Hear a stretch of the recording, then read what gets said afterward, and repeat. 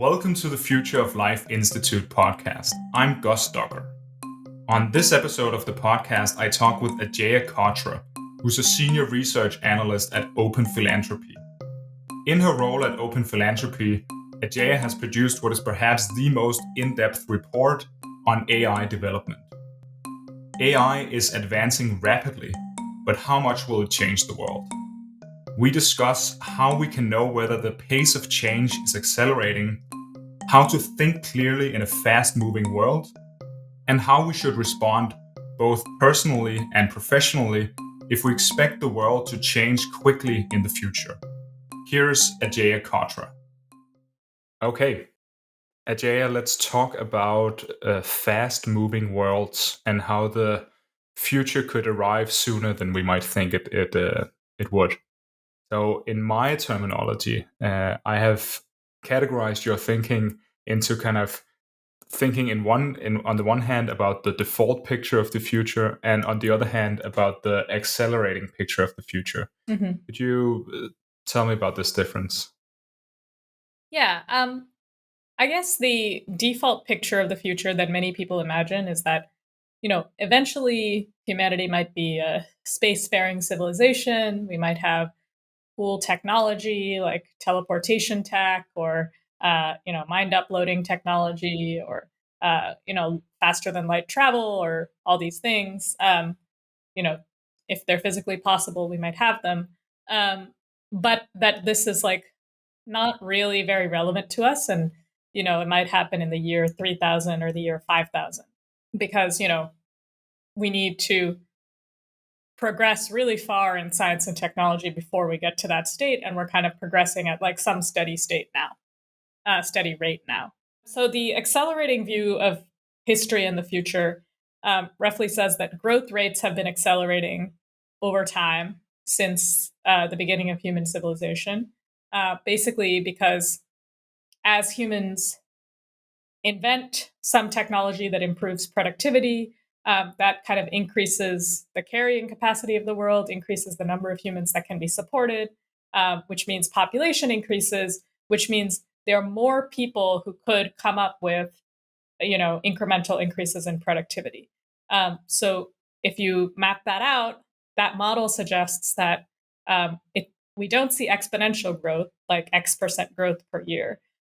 We see super exponential growth, where, maybe at the beginning of time, at the beginning of history, we were growing at 0.01% per year. And then it's 0.02% per year. And then it's, eventually it's 0.1% per year, and then 1% per year, and then 2% per year, and so on.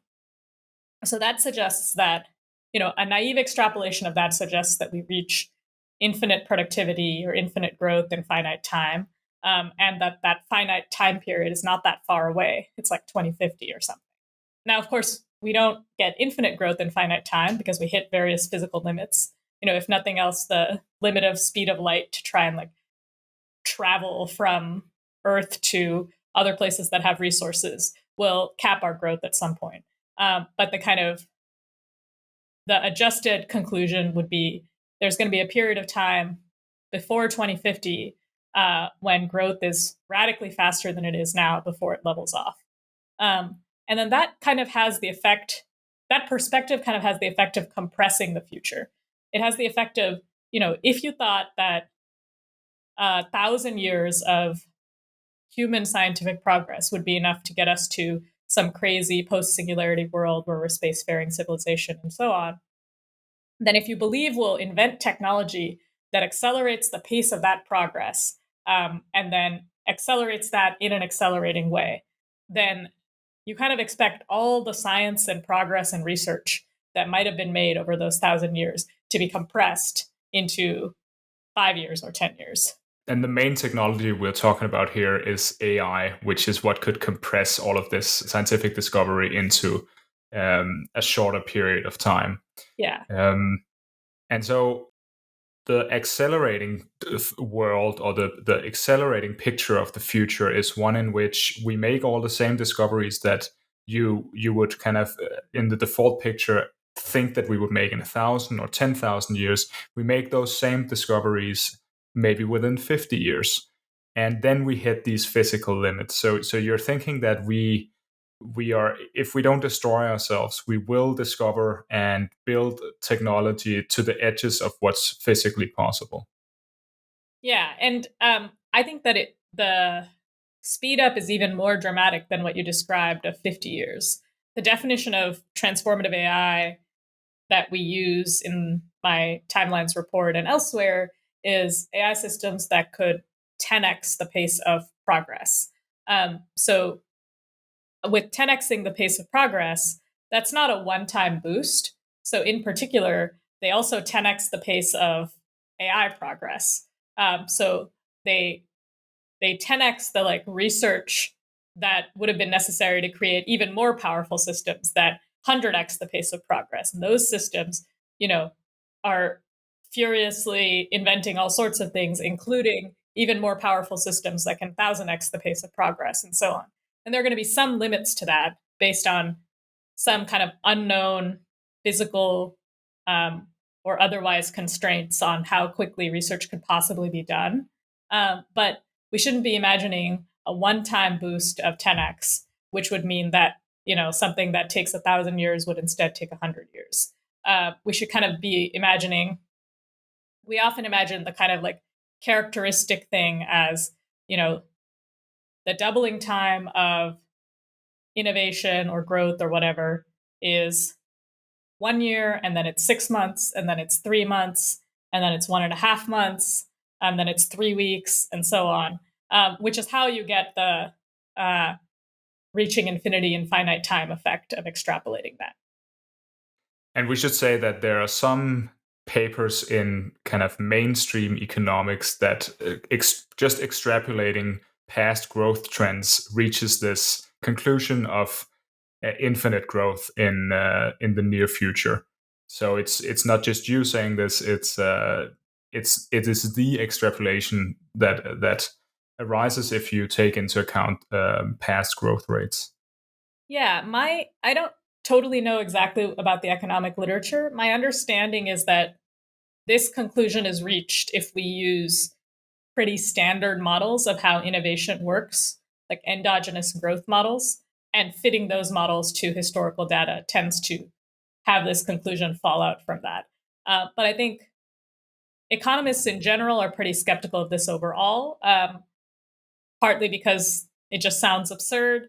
And I think partly because they tend to work more with data from the last 100 years as opposed to data from the last 10,000 years. And they tend to be skeptical of the quality of older data, which is totally fair. And so if you just look in the last 100 years, our growth actually looks roughly constant.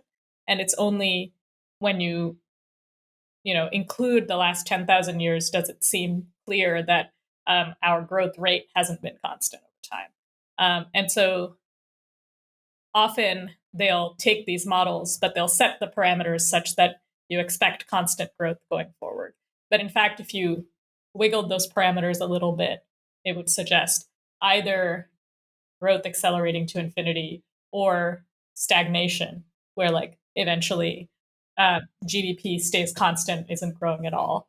I think my understanding is economists are much more likely than people in the futurist crowd and people at Open Phil to believe that growth will stay exponential for a long time or else stagnate as opposed to accelerating. Okay. What I would like us to do is to talk about from the personal epistemological and psychological position. How do we understand which world we're closer to? How do we find out whether we're closer to the default world or the accelerating world? And I'll just start with my own experience where I'm following the news about artificial intelligence, and it seems like every month or even every week a new amazing paper is coming out about now we have this capability and we have corrected the mistakes that we have taken into account what the critics are saying about the paper we published last month, and now we've corrected those mistakes. So how do we handle this kind of flood of information about progress in AI in a rational way? Because it seems like we could either get overhyped or we could get very panicked about progress. And we want to avoid both of those, I think. Yeah. So, in terms of the question of how do we tell which world we're in, I'm not sure that AI progress, as we kind of subjectively process it on the scale of weeks or months, is hugely informative for that. I think that in the longer or medium term, I would be looking for, has the US economy picked up? Is it growing slightly faster as a result of AI? Or is it growing slightly faster at all? And particularly, can that be attributed to AI?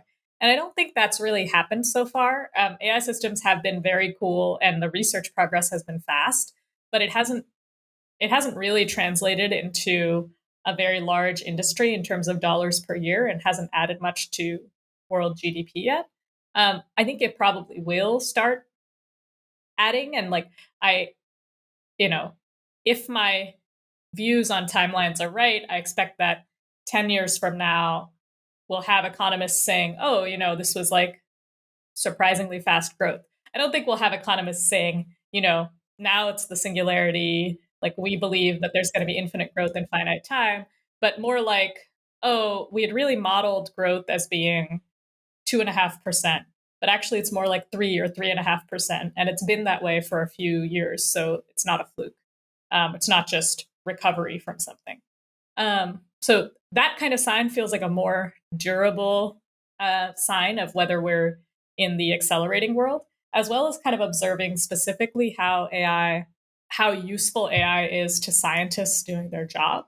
How much people report that people in innovation fields specifically report that it accelerates them.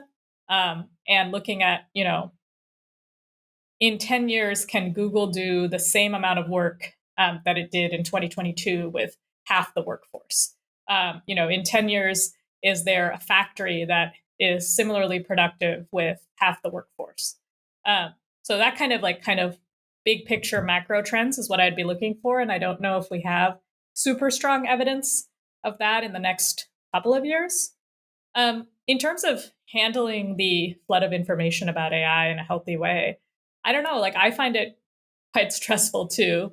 Um, I think it can create a sense of chaos and a sense of, you have to run as fast as you can to stay in the same place, or a sense of trying to outrun something much larger than you. And that can definitely be very stressful. And I'm not sure I have great coping strategies I can offer people right now. Okay.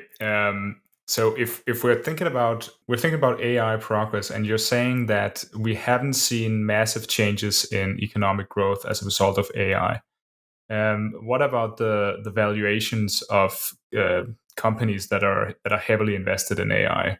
Could they point us in the direction? Could we use the market to predict whether AI will be a big deal very soon? Because then it seems like maybe companies such as Google or Meta or Microsoft should have even higher valuations if the market as a whole believed that we are approaching very fast progress in AI that will change growth rates. Yeah, I think that looking at company valuations and how they've changed is a pretty good idea. I haven't done that too much yet.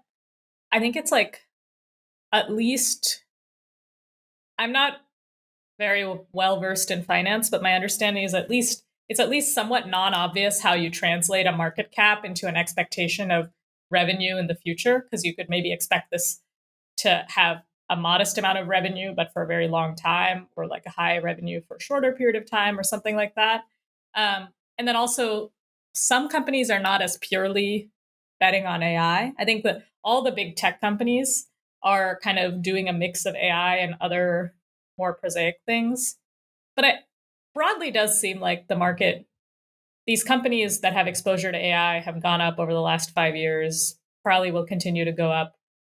Companies like NVIDIA, various startups building AI, like OpenAI, Anthropic, Adept, a bunch of other places like that, and the kind of larger tech companies as well.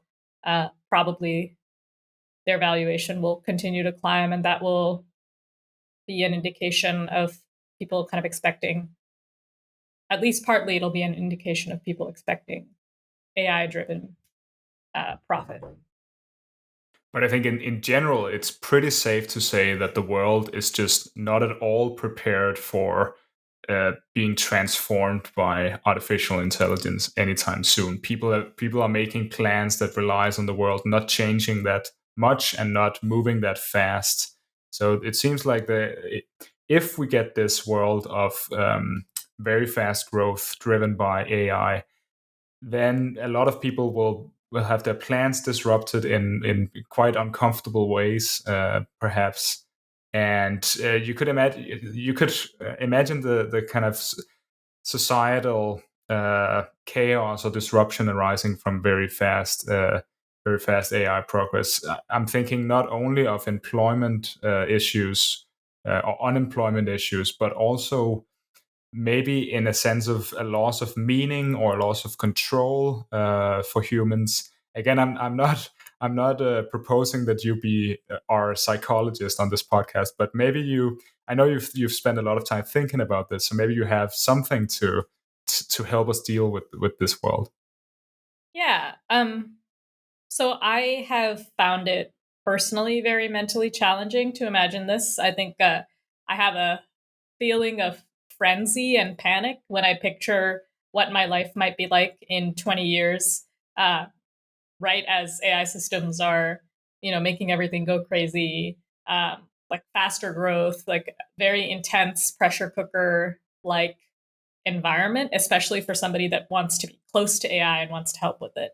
And that is very stressful for me. And it's been like pretty hard on my mental health for the last couple of years. I think one of the things that helps me like feel better about it is to remind myself that in some ways all of this chaos and craziness is a consequence of there being a hope for like a much better future. Most people imagine a world where humans exist, every human has a kind of short life, involving some joy and some suffering, then they die, and humanity as a whole will probably die off in a few thousand years or a few tens of thousands of years. Um, but what I'm picturing is something just much higher stakes and weirder and crazier, where there's a real shot at something grand and beautiful that is much more than I expected was possible for, sentient beings to have. There's a possibility of creating, a truly utopian future with technology. And it's sort of as a result of that possibility being real that there's going to be this period of, you know, chaos and stress, and risk. And we should try and reduce that risk. But I try and have a perspective. I don't always succeed, but I think that it's helpful to frame it as this whole package, including the crazy chaos and scariness and substantial risk, is a lot brighter of a future than I thought we were going to get before I thought about all this. Maybe you could elaborate on what you mean by this utopian future. What is it that we could arrive at if we succeed in surviving this very high stakes situation of a fast moving world with very powerful AI?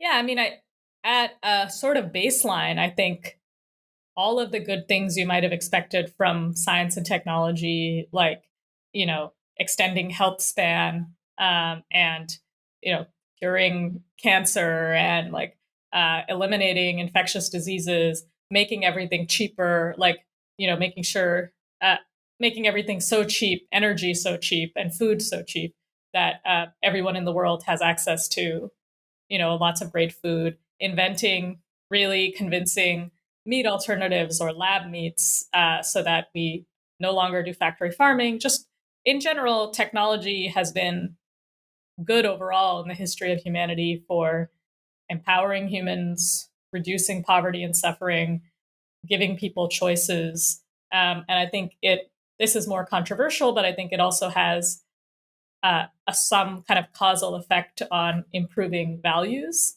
I think people who are more comfortable and secure and have more of what they need are often able to kind of more afford the luxury goods of caring for people who are very far away and wanting to do altruistic pro-social things. Whereas if you're in a very desperate situation, you kind of have less room for that in your mind. So I think both materially and morally, I think technology has been very good. And I think if we make it past this hurdle, we'll have much more quickly than I thought we would in the past have all those benefits. And then I think it gets crazier from there if you imagine one of those technologies being the ability to upload people's brains onto computers. So mind uploads or digital people. That seems like it's something that's physically possible. It seems very hard. It seems like we're kind of nowhere near getting to that point if you extrapolate the progress of modern neuroscience. But if you have AI systems that have done the equivalent of many hundreds of generations of neuroscience research, then that might be possible very soon. And then if people are uploaded onto computers, I think, and we have kind of good rule of law around how they can be treated, then there are kind of limitless possibilities. You don't really feel, you're not necessarily restricted to physics as we know it. You can just have you can choose exactly how you look. And, you could fly or whatever you wanted. And I think that's kind of crazy. Is there an argument to be made that this creating this high stakes situation for the world, and I'm not blaming any particular company or individual for this, but just the overall state of competition between technology companies creating this potentially high stakes situation, is that in some sense immoral? If you imagine a person who began thinking that technological progress was a bit too fast in the 1800s, and they joined the Amish, and this person's children are now kind of have stepped outside of technological progress. Is it important that such people be allowed to live their lives in what we could call the default world? Because there's a sense in which it's not possible to get off the ride of technological progress if you're in this world, and you are people who want to get off the ride are left without any form of agency because progress is being driven by this kind of system of companies and people competing with each other, interacting with each other, and driving a very high pace of the future. So, to answer the first question, I don't think that it's on net immoral to participate in technological progress. I think right now, AI progress in particular, I would prefer that it went slower. But I think this is a pretty complicated argument, and I don't think it's helpful to frame people that disagree with me about a complicated argument or haven't thought about a complicated argument as doing something immoral. Um, the second question of should we or could we have people choose to kind of opt out on a personal level? In terms of technological possibility, I think it will be more possible than it was in the past to create a sort of like Amish Earth or leave behind physical normal Earth and have digital people live elsewhere and so on. In terms of political negotiation around that, that's much more complicated. But it seems pretty plausible to me that a lot of people will have demand for getting to choose and meter how crazy their life is. And I think it will be less fringe of a position than the Amish position is today, because it'll be much more scary and like totally transformative to embrace all these technological changes right away. So I think that we will probably end up observing degrees of like adoption of these technologies based on what people feel comfortable with. And there'll probably be a number of people that don't want to become a digital person, don't want to be very long living, even as a biological person, want to have a life that's more like, a particularly wealthy person in a wealthy country today, that's pretty normal, and that it would be possible to like make that happen for them. Yeah, of course, it's difficult to speculate about these things, but I could also easily imagine a movement of people who are, buying a house in the countryside, living more traditionally, and kind of opting out of technological progress as far as that's possible. We're talking now about quite kind of we're trying to imagine a very concrete future. So when we're trying to imagine how the future might be, should we opt to be more concrete or should we be more vague? Because it seems that if we are vague in the sense that, for example, we talked about economic growth rates, you could leave it unspecified what would be causing this massive rise in growth, and then it's statistically more likely that you're right because you haven't specified an exact scenario. On the other hand, it seems more useful if you then specify that, oh, it's artificial intelligence that's driving this rise in growth. So how do you think about concreteness versus vagueness in imagining possible futures? Yeah, I think I like to have a spectrum of these things explored, and kind of go back and forth between. I think I wouldn't want to frame it as vague. I think like truly vague speculation of the future about the future is like generally not that useful, in the sense of just kind of being like, oh, the future like will probably be crazy. But I would say maybe like model driven. So if you were to draw a chart of economic growth um, throughout history and extrapolate that forward and say, somehow I think our default guess should be that growth will look like this extrapolation. That is not vague in the sense that you have something to work with, but it is abstract, in the sense that you're not telling a story. And I think we should generally be expecting and aiming for these different lines of evidence and thought to be pointing in the same direction, and be curious when they're not, and try and reconcile them when they don't, and try and think about, can I bring in some other perspective that tells me which of these perspectives is wrong? But yeah, I think I would not feel very good if I had no models that suggested this was possible in a broad sense. And I also wouldn't be feeling very good if I couldn't imagine any particular way this could happen. And I think it's kind of like these different things are useful for different purposes. I think the like more abstract models are probably more useful for having general beliefs and for making forecasts about the long-term future.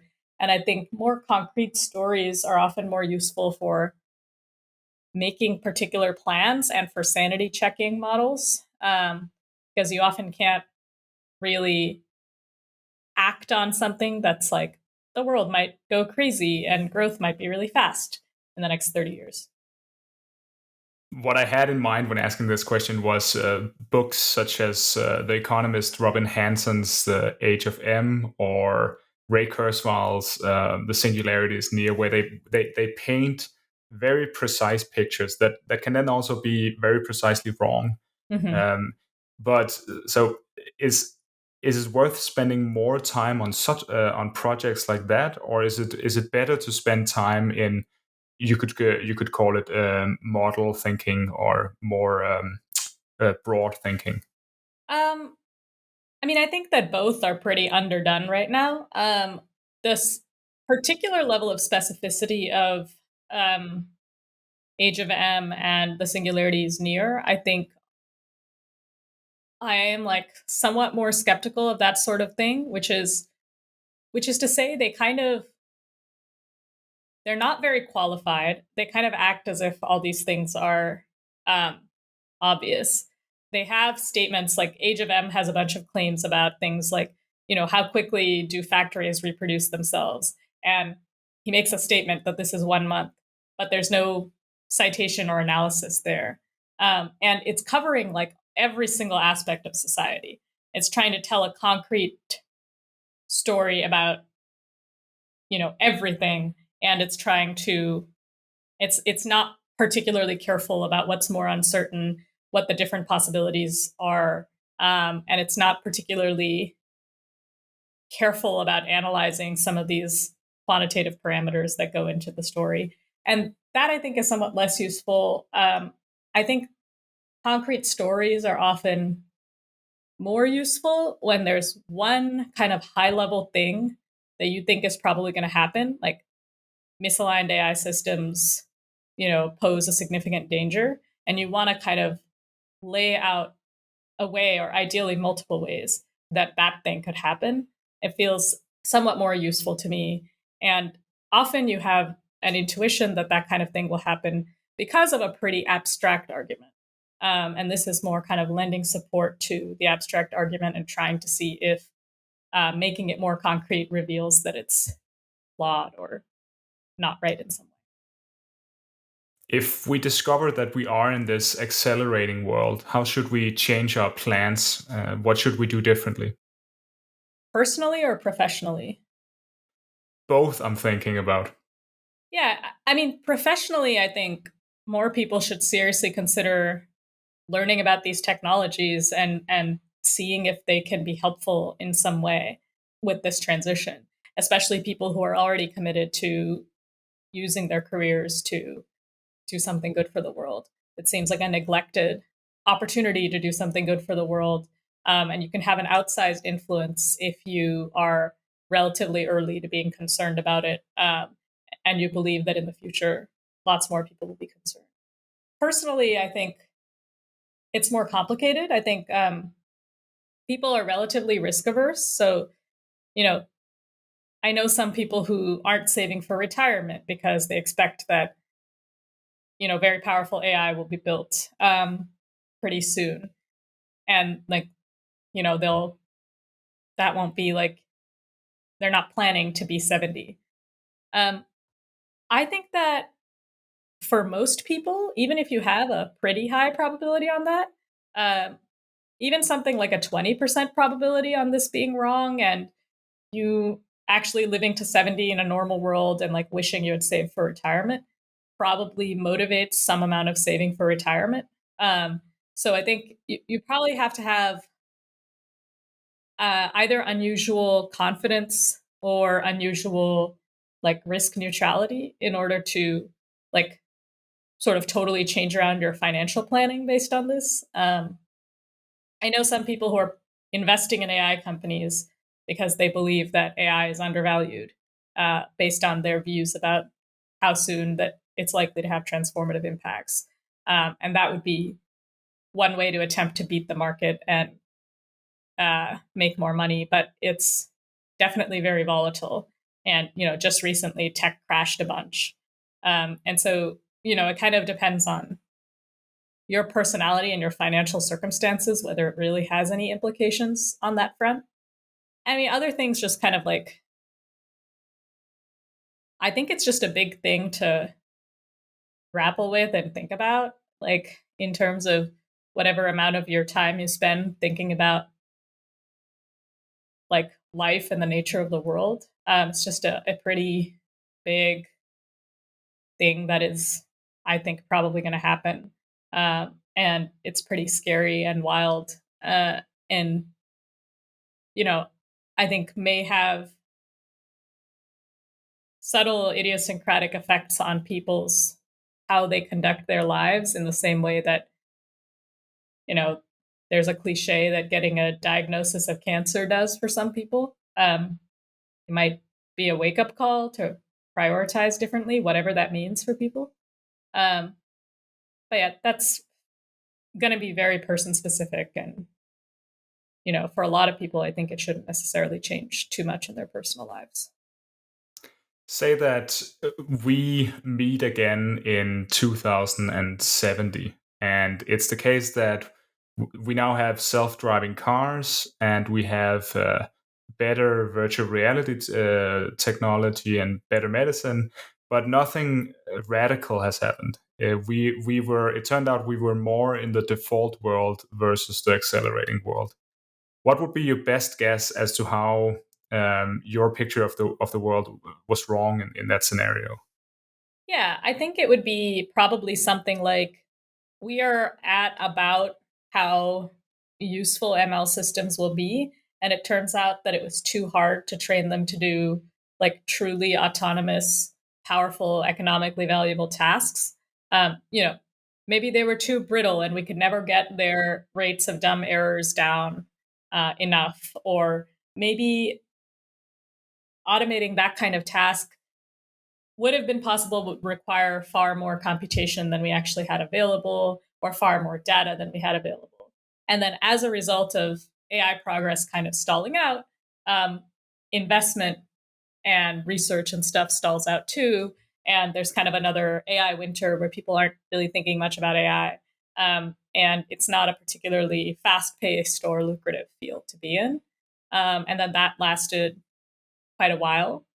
That seems like plausible to me that that's how things will end up. I definitely don't have, strong confidence that we will that won't be the case. I think I have like at least 20% chance that that happens, maybe more like 30% chance. There is a certain danger to extrapolating trends. So we could imagine the epistemic situation of a person looking at birth rates in late 50s and seeing them just spike and thinking about whether the world will be overpopulated in the year 2000 or 2050.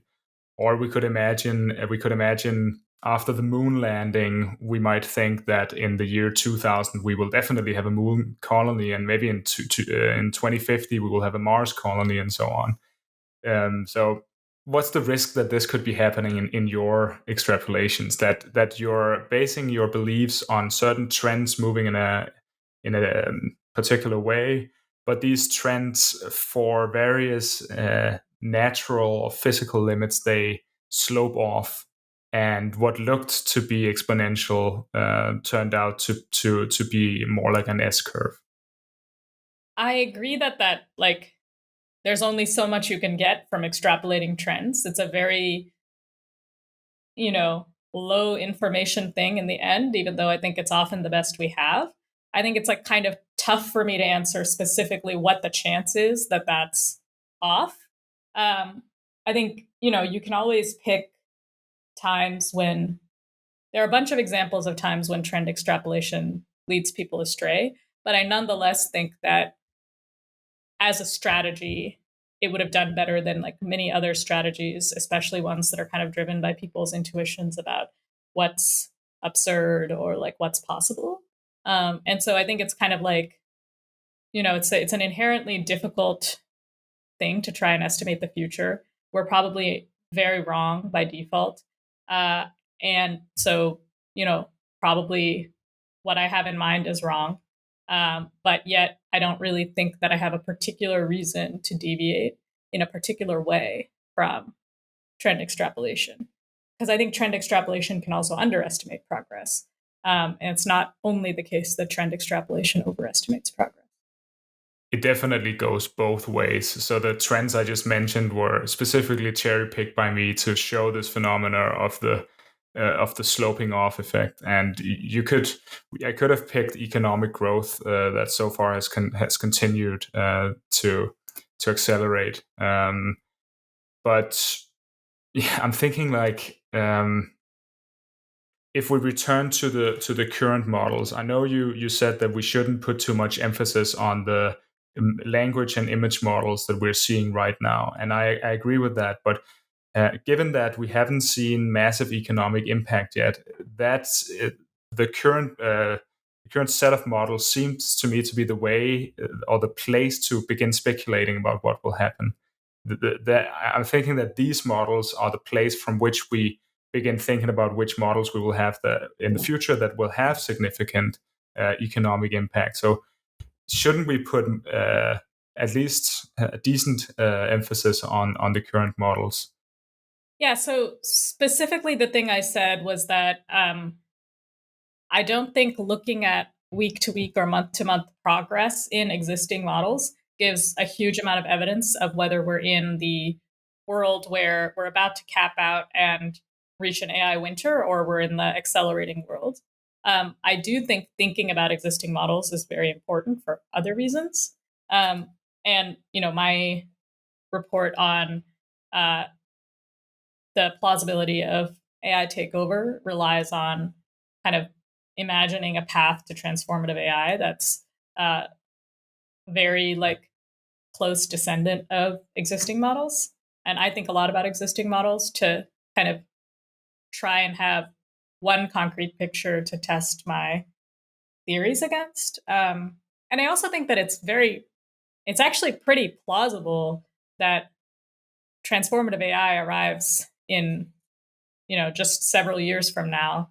And in that case, I think it is plausible that it looks very similar to existing systems. And you could argue that people who want to influence the future of AI have the most leverage on these unusually short timelines, which I think have less than 50% probability, because they might be unusually risky. So it might be unusually important to reduce risk by some amount relative to the total. And they might be easiest to intervene on specifically because we can get further by imagining these systems being very similar to existing systems. So our research is better targeted to them versus something that arrives in 30 years. If we're in a very, very fast moving world where transformative AI arrives, say, within 10 years, uh, how is what we should do different from what we should do if it's more likely to arrive within 30 years or, say, 100 years? So, what I'm thinking about here, this is a very difficult question to answer, of course, but how should we change our priorities based on our best guess about how fast moving the world we're in actually is? Yeah, so I think within AI safety in particular, and all the activities that are focused on AI directly, I think it's actually makes a surprisingly small difference to prioritization, mainly because if we think that AI is going to arrive in 30 years, we're kind of stuck just imagining it being pretty similar to today's systems because it's probably going to be different, but we don't really know how it's going to be different. Um, and so if our probability on 30 years versus 10 years changes, I think that the tools we use for thinking about things are not going to change as much. Um, and then the other reason is it's probably productive to just work on the next problem you might face first. So, even if you had a 5% chance that it was in 10 years or a 10% chance or a 15% chance, as long as it's a significant chance, I think it's productive in terms of feedback loops to focus on those worlds. And then if you're wrong, focus on the next 10 years. And then if you're wrong, focus on the next 10 years because you're more likely to be able to do productive work like close up toward when transformative AI is developed because you have a better picture of everything at that time. In terms of the balance between AI work and other work, I think there's more of a change there. Where as our timelines are longer, we probably want to shift more resources toward uh, community building and saving versus spending our resources on AI right now. But I think that's more relevant for someone in a philanthropist's position, kind of trying to decide how to allocate fungible resources, than it is from the perspective of someone who's deciding on their career. Where I think, from the perspective of someone who's deciding on their career, for a pretty wide range of timelines fluctuations, you probably want to decide whether you're going to be doing AI or not AI based on your personal interests and skills, as opposed to these kinds of considerations, because it's actually fairly rare for somebody to have close enough fit for these two things that the difference is made by thinking about timelines. Ajeya, thank you for doing this interview with me. It was very informative. Thank you.